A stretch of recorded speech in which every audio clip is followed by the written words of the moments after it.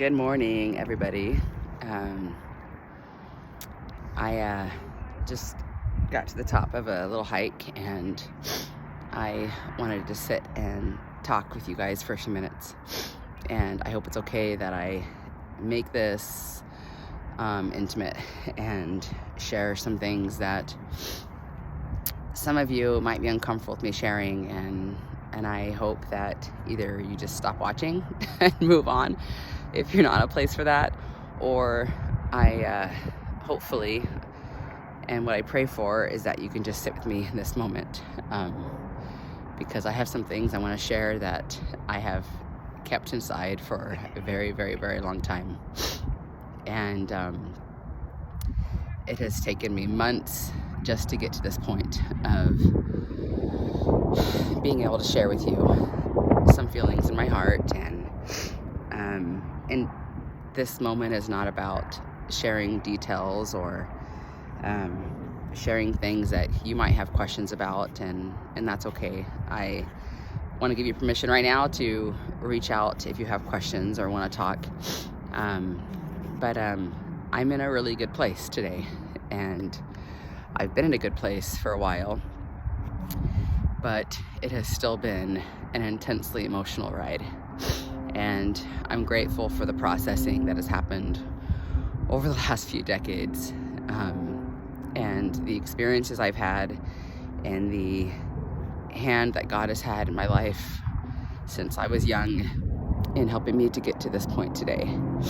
I'm just gonna come straight out and not beat around the bush here, but just tell you where I'm at, and maybe share a few things afterwards. And again, like I said, if you have questions or thoughts or feelings, I'm open to hearing those things. I just ask that we stay in a good place of just sitting with one another, and the fact that there's just so much in this life that we're never gonna truly understand, and it's okay.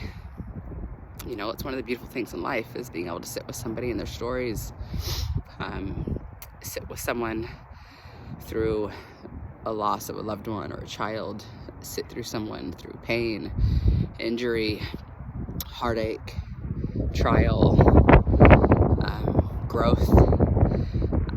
How many times have I talked about the miracle of being a witness to somebody else's life? And that miracle is not in understanding, it's simply in loving. And so I wanted to share with you guys today that I came out months ago to my husband, Danny, and I have been processing who I am and what that means, what that looks like for, like I said, a really long time. For those of you that know me, you're probably thinking a couple things. One, I always knew she was gay. Or two, what? Like, what is she talking about? And like I said, that's okay. It's okay that you're in that place. And again, it's not just a matter of sitting with me in this space. It's a matter of, I hope that you can give yourself the grace, as I hope that you give me, to just be able to process these feelings. For those of you that are learning this for the first time, it's taken me decades to say those words out loud. And I'm not going to blame anyone or anything for that trial of being honest and authentic. I'm just going to simply tell you that it's been hard. It's hard to love so big and care so much about everybody else, and strive every day to be real and honest and authentic, and hold back such a huge part.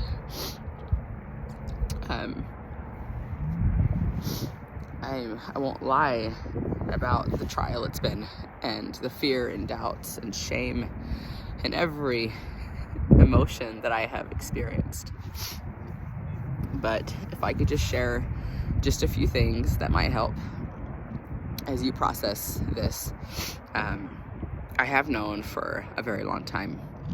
I've known since I was young, and a few things were said around me that created so much shame and so much fear. And so I hid behind a very, very strong wall. And every time something would happen, I would experience something that would bring that to the surface, I just locked my heart even tighter. And so who you know hasn't changed. Like, I'm the same person I've always been. But I have to be completely honest in letting you know that there's been a huge wall up in being vulnerable and being authentic. And my heart has been locked. And I know some of you are thinking, it's not possible. Trisha loves everybody. And where that's true, I haven't been able to love myself fully. And that has manifested itself in so many ways. I have struggled for 15 years thinking that marriage might fix me, and trying to push through, and trying to love someone that I do love. There's no question about how much I love and respect Danny Wilkins and the incredible man that he is. There's zero question about that.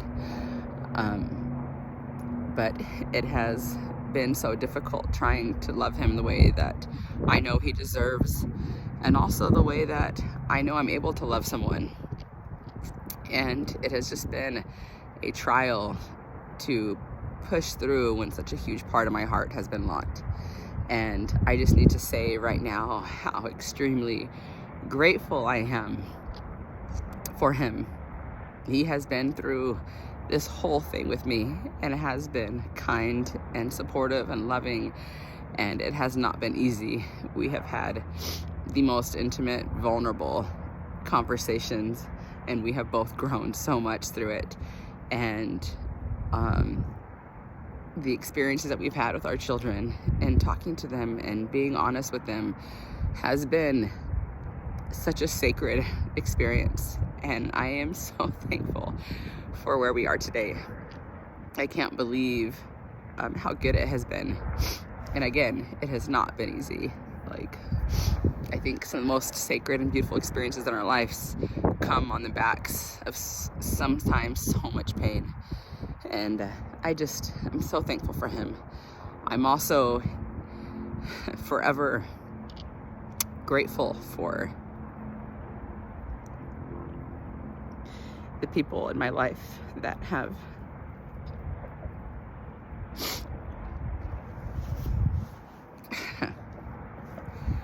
been my elephant circle. They have created a space where I have been able to be honest, and I have felt the strength and ability to be myself and to get through this, because for so long I just wasn't ready. And it feels so good, so freeing to finally be able to say exactly who I am. And I'm so thankful that I am over all of the crap that I felt for so long. I sit here with the sun on me, and I wake up every morning feeling God's love for me and his assurance that he sees me and that he's with me, and that I am exactly who I always have been. That this is exactly who I was before this life, and that this is who I always will be. And the shame has gone. It's absolutely incredible that I feel the way that I do today. I pray that anyone who feels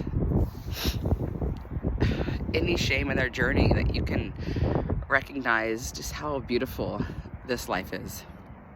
I was at a meeting recently, and the speaker played different chords on a piano and had each group sing their part, and then we came together and sang together, and it was so beautiful. But what really hit me, what really resonated, was this moment where he played the fa note and the mi note, which I'm not musically inclined, y'all. I'm just a huge lover of music.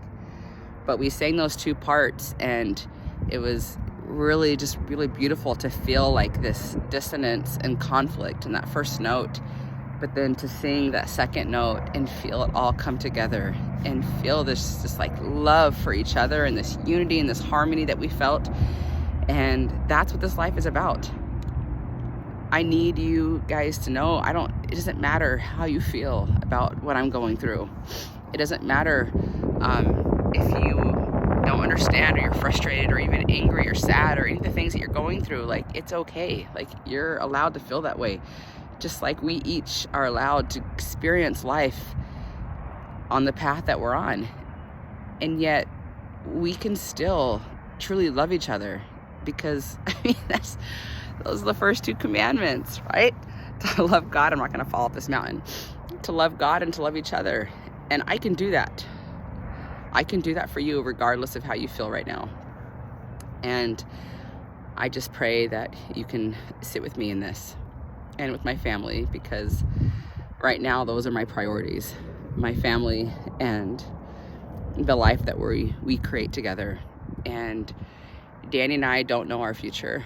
We don't know anything that's in front of us, except that we care about each other deeply, and that we are eternally invested in one another's happiness, and that we are forever invested in our children's happiness. So those are my priorities. And as I focus on those priorities in God, every day, as corny as it sounds, I'm going to be living this life of Frozen 2, where I'm just doing the next right thing. And I hope that that's good enough. And I have to believe it is. I absolutely love you guys. I am grateful for everybody who has walked with me and who has supported me and given me love and encouragement, who has shared beautiful counsel with me, and who has allowed me to also follow my own personal revelation and my own feelings and do what feels right for myself and my family. And I'm grateful for that. And I love you guys. I hope that